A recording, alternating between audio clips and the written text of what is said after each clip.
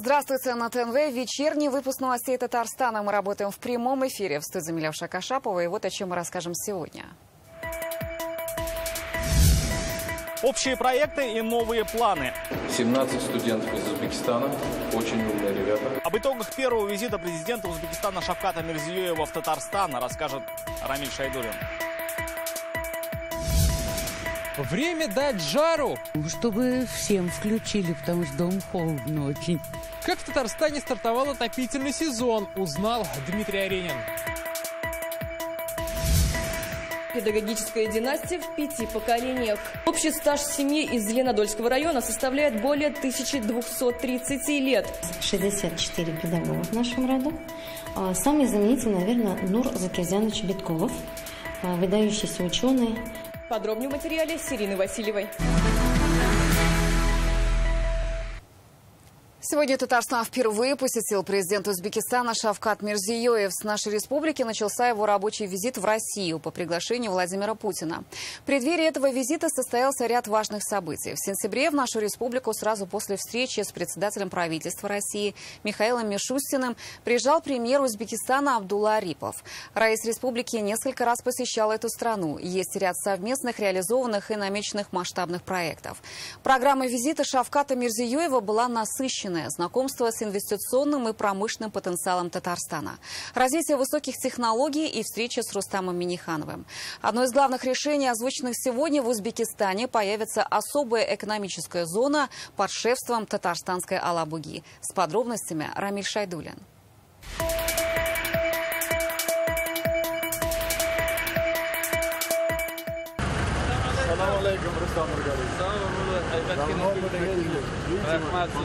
Республика встретила лидера Узбекистана по-летнему солнечной и теплой погоды. Развиваются флаги России, Узбекистана и Татарстана. У трапа Шавката Мирзиёева ждут Рустам Минниханов и вице-премьер России Денис Мантуров. Теплые рукопожатия, слова приветствия, которые не нуждаются в переводе. Видно, встреча долгожданная. Вместо формальностей – дружеское общение. Все в лучших традициях восточного гостеприимства. Хлеб и чак-чак, узоры на национальных костюмах девушек только подчеркивают схожесть культур. Добрый день, уважаемый Шавкат Мирамонович. Первый пункт визита – это Казань-Экспо, где сегодня завершился межрегиональный форум Россия-Узбекистан. Шавката Мирзиёева и сопровождающих встретила руководитель агентства инвестиционного развития Талия Миннулина. Гостям рассказали об экономике Татарстана и его промышленном потенциале. На 50% мы выросли в прошлом году, уже за первое полугодие на 30%. Ну и думаем, что дальше, конечно, потенциал еще у нас большой, будем и дальше расти. Татарстан и Узбекистан связывают давние культурные и экономические связи. Сотрудничество в торговле и промышленности расширяется из года в год. Под кураторством Казанского химграда открыт технопарк «Чирчик» на территории Ташкентской области. В короткие сроки был запущен новый совместный проект в Джизаке. По итогам прошлого года товарооборот составил 290 миллионов долларов. Экспорт из Татарстана вырос почти на 40% и теперь составляет 219 миллионов долларов. В 2 раза увеличился импорт – 72 миллиона долларов. Отдельного внимания заслуживают высокотехнологичные разработки из Татарстана, широко представленные в Узбекистане. Пример – казанская компания, производящая вот такие, похожие на людей, медицинские симуляторы. С недавних пор работает там на постоянной основе. Процесс локализации производства был запущен в конце 2022 года. Он локализуется на базе технопарка «Чирчик». По мере развития сотрудничества с Узбекистаном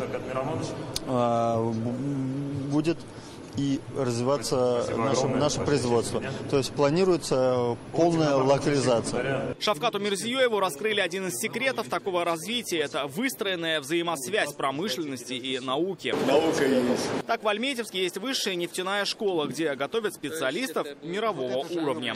И здесь, кроме высшей школы, научно-исследовательский институт Татей нефть. Они вместе в лаборатории. В университете Иннополис, рассказывают высокому гостю, мировые IT-знания получают уже узбекистанские студенты. 40 преподавателей иностранцев и студентов. 1300 студентов. 17 студентов из Узбекистана, очень умные ребята. Разработан мастер-план. Особое внимание президент Узбекистана уделил стенду Татарстанской особой экономической зоны. Здесь ему рассказали об образовательном проекте «Алабуга Политех». В Узбекистане будет создана копия татарстанской Алабуги. Она получит название «Бухара» и будет работать под шефством и по примеру особой экономической зоны Татарстана. Президент Узбекистана нам передал все полномочия, полный карт-бланш и пообещал, что уже на следующей неделе выделит первый транш на финансирование первого этапа в размере 60 миллионов долларов. Здесь же Рустам Минниханов, Шавкат Мирзиёев и Денис Мантуров подвели итоги форума «Россия-Узбекистан». В нем приняли участие более 70 представителей бизнеса из 19 российских и 12 узбекистанских регионов. Обсудили вопросы расширения двустороннего сотрудничества в транспортно-логистической, промышленной, туристической и молодежной сферах. Рамиль Шайдуль, Нарзис Гарипов, ТНВ, Казань. И сегодня Рустам Минниханов встретился с президентом Узбекистана Шавкатом Мирзиёевым в Казанском Кремле. Раис Республики поблагодарил гостя за визит в республику и за форум России и Узбекистан. Рустам Минниханов также отметил, сегодня есть широкие возможности для интеграции и взаимодействия с Узбекистаном по многим направлениям. Важно и дальше работать над наращиванием объемов и номенклатуры взаимных поставок товаров и услуг. Шавкат Мирович, значит, всегда в вашем лице мы видим человека, который поддерживает все новые, все движения, которые есть. И в то же время не могу не сказать, что самая большая диаспора татар – это Узбекистан. И, конечно же, мы же много общаемся. Они видят, какие преобразования идут в вашей стране, очень благодарны. Мы и сами чувствуем. В свою очередь, президент Узбекистана Шавкат Мирзиёев отметил, давно хотел своими глазами увидеть Казань. Он подчеркнул, делегации двух республик активно работают, о чем свидетельствует и успешное проведение форума. Президент Узбекистана отметил активность татарской диаспоры в стране. В ходе встречи Рустам Минниханов и Шавкат Мирзиёев также обсудили конкретные проекты, которые сегодня реализуются совместно Татарстаном и Узбекистаном. Хочу от имени себя, от имени нашей делегации выразить вам благодарность, потому что я хотел увидеть глазами, я увидел настроение людей, я увидел настрой людей, я увидел сегодняшний, на самом деле, форум прошел, он насыщенный, я увидел в лице наших обоих команд, что они тянутся к друг другу. Вот это самое желание тянуться и желание работать совместно, это о многом говорит. Сегодня же Шавкат Мирзиёев в сопровождении Рустама Минниханова осмотрел исторические и культовые объекты на территории Казанского Кремля. Президент Узбекистана посетил мечеть Кул-Шариф. Здесь его встретил муфти Татарстана Камиль Хазрат Самигуллин. После высокий гость отправился в воссозданный Благовещенский собор, где об истории храма рассказал митрополит Казанский и Татарстанский Кирилл.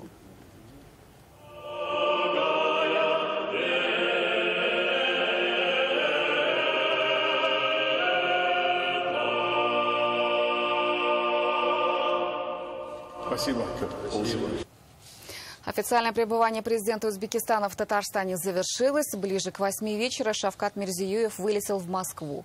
В аэропорту имени Габдуллы Тукая его проводили Рустам Минниханов, Алексей Песушин.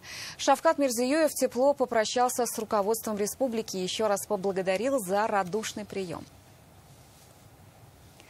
Фарид Мухаммедшин сегодня встретился с заместителем главы Сената Узбекистана Аманбаем Аренбаевым. Он принимает участие в форуме межрегионального сотрудничества между Россией и Узбекистаном.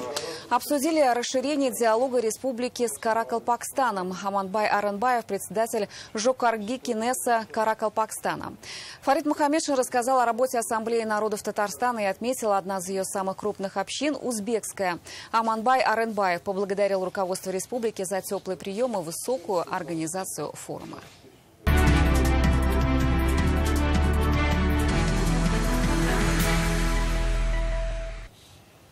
Сегодня в России чествовали учителей. Праздник масштабный и народный. Только в Татарстане слова поздравления прозвучали для 36 тысяч педагогов. Каждый сегодня вспоминал своего первого и любимого учителя. Традиционно 5 октября в России объявляют победителей всероссийского конкурса «Учитель года».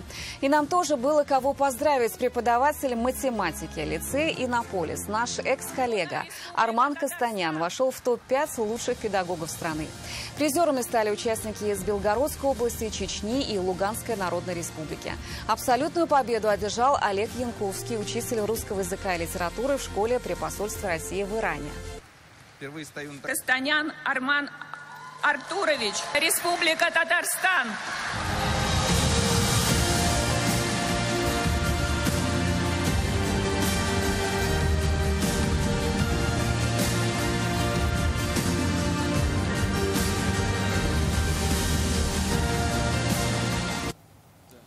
В федеральном этапе конкурса в этом году приняли участие 90 человек, 15 стали лауреатами. Накануне с ними встретился Владимир Путин.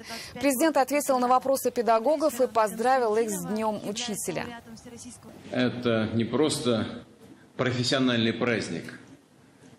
Он близок, понятен практически всем гражданам нашей страны, тем, кто учится, тем, кто учит, и всем, кто учился.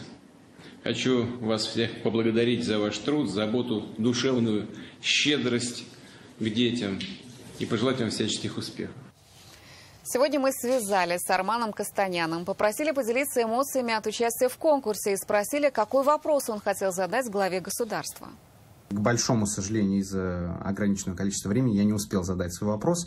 Хотел ему рассказать о том, что я из Иннополиса, города высоких технологий, где как раз-таки мы и внедряем различные цифровые инструменты в нашу образовательную среду, в образовательный процесс. И вот сейчас занимаемся разработкой программного обеспечения на основе нейронной сети, которая будет проводить небольшую диагностику, задавая вопросы ученику.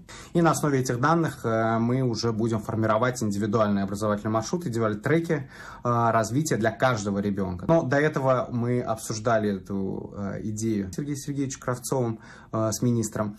Идея была поддержана.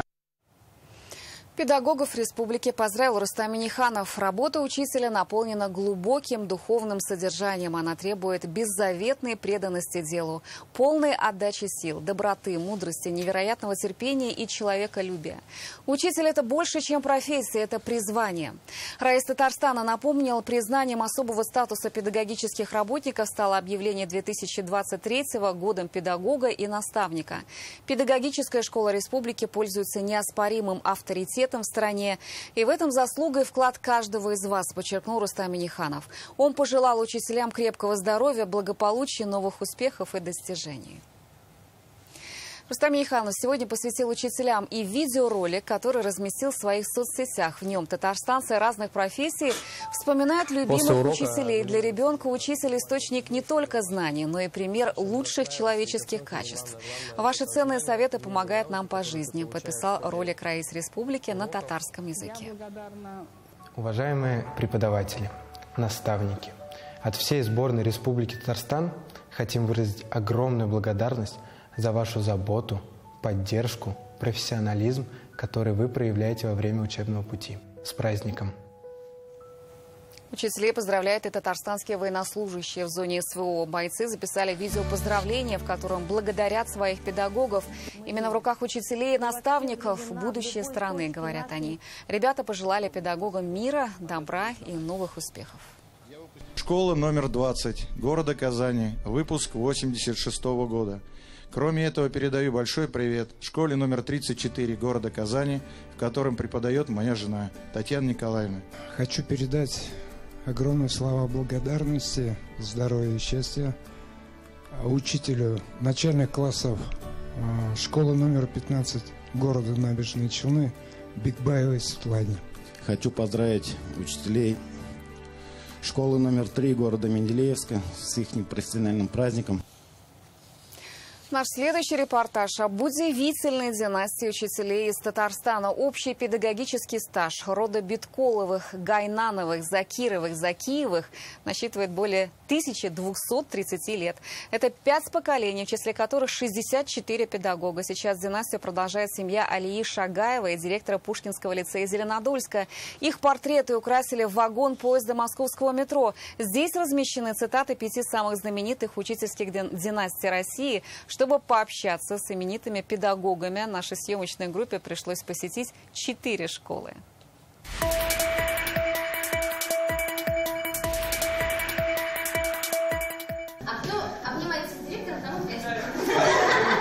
Алия Шагаева сегодня принимает поздравления от своих учеников. В честь Дня учителя для нее сыграли на скрипке. Уроки с Алией Нусовной, они очень интересные. Она подробно всегда все рассказывает. Также с нами шутит и очень нас любит. Мы очень любим ее уроки.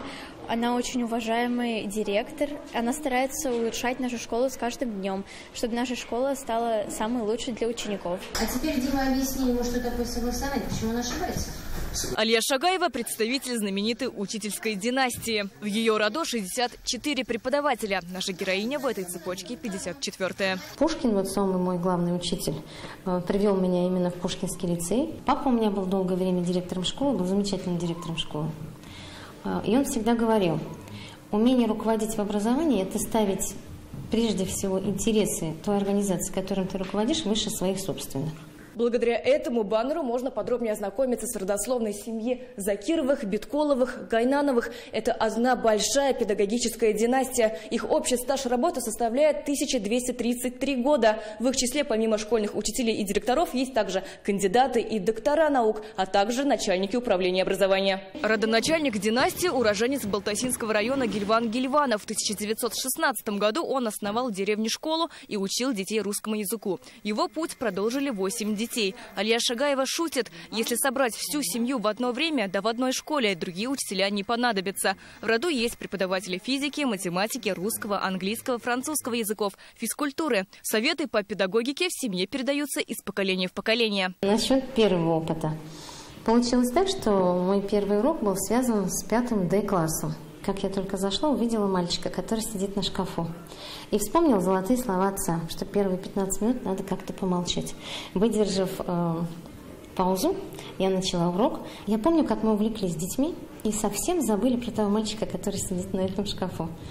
И тогда я для себя поняла, что увлеченность учителя – это важная черта.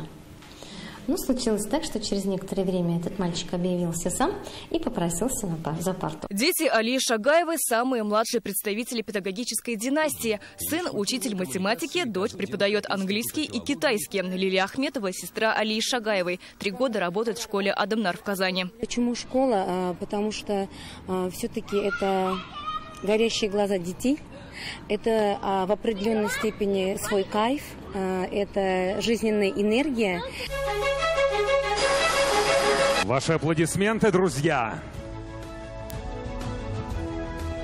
Накануне семья была в Москве и участвовала в запуске нового поезда метро. Его назвали «Учитель. Главная профессия на земле». Он посвящен первопроходцам в системе образования России. Поезд из 5 вагонов. Каждый посвящен основоположникам педагогики. В их числе Константин Ушинский, Василий Сухомлин, Антон Макаренко. Отдельный вагон посвятили династиям. Среди них наши Битколовы, Гайнановы, Закировы, Закиевы. Не просто поезд. Это на самом деле история. История наших наставников. Каждый житель нашего города сможет познакомиться с этими замечательными людьми поближе, с их высказываниями, с их мыслями. Учитель не оказывает услугу. Учитель – это служение, это миссия, это великий гражданский подвиг. Главный девиз татарстанской династии – быть учителем не просто работа. Это страсть, мудрость, бесконечная любовь и уважение к детям. Сирина Васильева, Лейсан Саитова, ТНВ, Татарстан.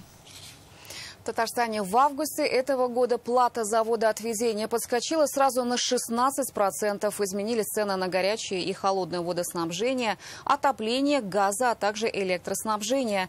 Насколько выросли цены и как увеличились тарифы ЖКУ, которые обещали не увеличивать, читайте в интернет-газете «Реальное время». Владимир Путин сегодня выступил на заседании Международного дискуссионного клуба «Валдай». Тема этого года – справедливая многополярность. Как обеспечить безопасность и развитие для всех. Президент заявил, международное право пытается подменить порядком, а история Запада – это хроника бесконечной экспансии. Говоря об украинском кризисе, Владимир Путин подчеркнул, это не территориальный конфликт, ведь Россия самая крупная страна в мире. Речь о принципах, на которых будет базироваться новое мироустройство. Президент оценил состояние российской экономики, началась ее структурная перестройка. По всем основным сельхозтоварам мы себя полностью обеспечиваем. То же самое в сфере реального промпроизводства. Безработица рекордно низкая, 3%. В целом ситуация стабильна и устойчива. Перед нами стоит, по сути, задача строительства нового мира. А на таких определяющих этапах роль и ответственность таких, как вы, уважаемые коллеги, интеллектуалов, чрезвычайно велика. В Татарстане стартовал отопительный сезон. Решение об этом приняли во всех муниципалитетах республики. Тепло начали давать в жилые дома и в социальные объекты. Так что эта неделя для большинства жителей будет переходной. Как отмечают в Минстрое, так поздно сезон в республике еще не начинали. Связано это с летним сентябрем. И продолжительная теплая погода позволила коммунальщикам основательно подготовиться к зиме. С какими пожеланиями татарстанцы встречают новый сезон отопления, узнал Дмитрий Аренин. При любой нештатной ситуации, как в основном, загорится, кстати, кнопка «Авария». Здание старое, оснащение новое. В межсезонье на Казанской котельной на улице Музыкальной установили автоматизированное российское оборудование. Раньше стояло советское. В ходе капремонта также заменили котлы и обновили кровлю. Благодаря модернизации удалось минимизировать риск инцидентов. Возросла эффективность работы котельной. Безопасность, в первую очередь безопасность, потому что мы все-таки работаем с опасными факторами, это газ. Раньше со старой автоматикой при розжиге котельной участвовало минимум 2 оператора, лучше 3 даже. А сейчас автоматика, оператор просто нажимает кнопку «Пуск». На первом этаже теплые полы, в детском саду 2 ясельные группы, поэтому мы попросили дать тепло уже в сентябре. 281-й детский сад получает тепло как раз с той котельной. Отопительный сезон в социальных объектах начался еще 2 недели назад. Тепло нам пропивало, тепло. При необходимости воспитатели могут сами регулировать жар батарей, чтобы детям было комфортно. Несмотря на то, что на улице 18 градусов, в детском саду даже 20 градусов должно быть. У нас кирпичные здания, поэтому и полы, и стены холодные бывают, если отопления нет. Отопление нам включают вовремя. С этого дня тепло начали давать по всей Казани. Процесс поэтапный. Управляющие компании ТСЖ информируют жителей о включении отопления. В администрациях районов работают горячие линии. Также обращения принимают в системе «Открытая Казань». Главное, чтобы тепло в квартиры дошло к выходным, когда ночью температура может уйти в минус. Надо выстраивать гидравлику, нужно выстраивать температурный режим. Это все занимает определенное время. Поэтому начало сегодняшний день даст возможность как раз и предстоящие минусовые температуры зайти уже с комфортной температурой и в квартирах, и помещениях, и в то же время не даст излишнего перерасхода тепла и не сильно скажется на платежной нагрузке наших горожан. У татарстанцев пожелание по теплу, чтобы его дали вовремя и оно не обжигало ценой в счет фактурах. Самое главное, что квартплата не росла, все это труднее, конечно. Главное, чтобы вовремя дали, наверное, и чтобы не такое на дорого было. Чтобы всем включили, потому что дом холодно очень. Решение о старте отопительного сезона приняли во всех муниципалитетах. В этом году татарстанцев будут обогревать около 3000 котельных. Все они, как и жилые дома и социальные объекты, получили паспорта готовности. Теперь коммунальщикам предстоит следить, чтобы не было аварий. В минувшем сезоне таковых произошло более 3000. Дмитрий Аренин, Игорь Романов, ТНВ, Казань. Отметим, отопительный сезон начинается, если в течение 5 суток средняя суточная температура плюс 8 градусов. Решение о запуске в конкретном районе принимают местные власти. Так, в Набережных Челнах отопление в социальные учреждения. Далее в конце сентября, в жилых домах к концу этой недели. В Нижнекамске тепло в дома подали в понедельник. В соцобъекты еще раньше. В Елабуге запуск центрального отопления в многоквартирных домах начался сегодня. Социалка с обогревом с прошлой недели. В Альметьевске тепло в садике, школы и больницы поступило накануне. Многоквартирные дома будут отапливать с 9 октября, то есть с начала следующей недели. На выставке форума межрегионального сотрудничества между Россией и Узбекистаном участвовало одно из крупнейших нефтеперерабатывающих предприятий России «Таиф НК». Компания презентовала гостям свою продукцию, сделав акцент на новинках. Каких? В нашем репортаже. Позвольте представить «Таиф НК» в состав входит 3 объекта: нефтеперерабатывающий завод, завод бензинов и комплекс глубокой переработки тяжелых остатков. С презентациями предприятий на выставке знакомятся раис Татарстана Рустам Минниханов и президент Узбекистана Шавкат Мирзиёев, один из крупнейших стендов у компании «Таиф НК». О структуре предприятия, производственной деятельности и показателях рассказывает генеральный директор акционерного общества «Таиф НК» Максим Новиков.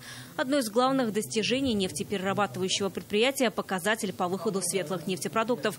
По итогам 2022 года он составил 87,4%, при среднем показателе по России 60%. Качественные маржинаты. Да, качественные маржинаты. И в отдельные месяцы уже 91,1%. То есть все, сколько можно, все выжили. Вот в качестве примера. За четверть века одна из крупнейших нефтеперерабатывающих компаний России добилась широкой производимой номенклатуры продукции, которая сегодня насчитывает свыше 50 наименований. На выставке помимо самых востребованных бензина и дизельного топлива есть и совершенно новые продукты. Один из них – концентрированный остаток гидрокрекинга гудрона. Он имеет важное значение в производстве черной и цветной металлургии.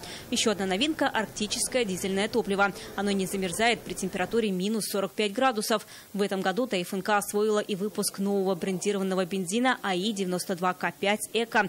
Это экологически улучшенное топливо, которое позволяет снижать расход топлива и скорость износа деталей двигателя автомобиля. Сегодня предприятие в числе компаний-лидеров по эффективности и входит в 20-ку самых технологичных нефтеперерабатывающих заводов мира. Это были новости Татарстана. Еще больше информации в нашей группе ВКонтакте и Телеграм-канале. Далее прогноз погоды с Динаром Бадрудиновым. Я с вами прощаюсь. До встречи.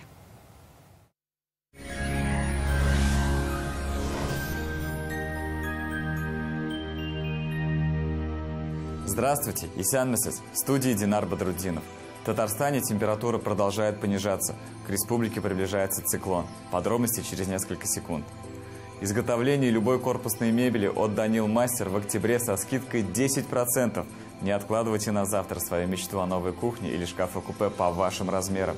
Узнайте подробности по телефону в Казани 2 167 166.